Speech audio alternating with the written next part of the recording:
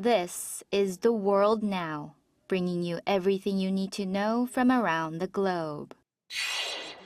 Prime Minister Benjamin Netanyahu on Thursday said that Israel and the United States are successfully crushing the Iranian regime and its proxies.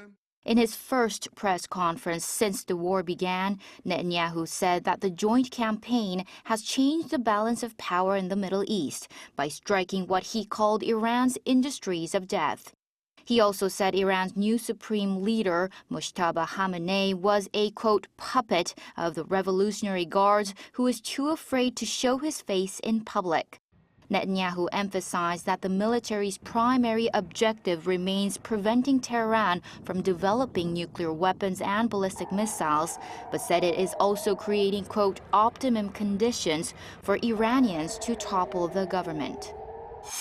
In the U.S., armed security personnel in Michigan shot and killed a suspect after he rammed a truck into a Detroit area synagogue on Thursday.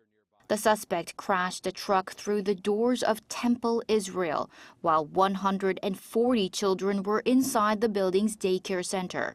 Law enforcement discovered a large cache of explosives inside the suspect's vehicle. One security officer sustained injuries, but all children and other staff escaped unharmed.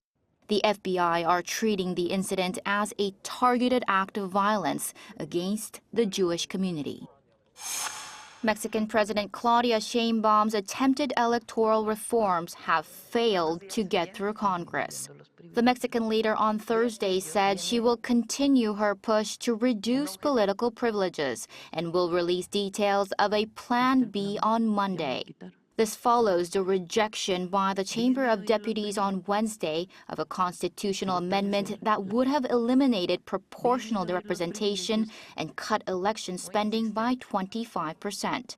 Opponents argued Sheinbaum's reforms would have weakened smaller parties and granted the governing Morena party excessive power.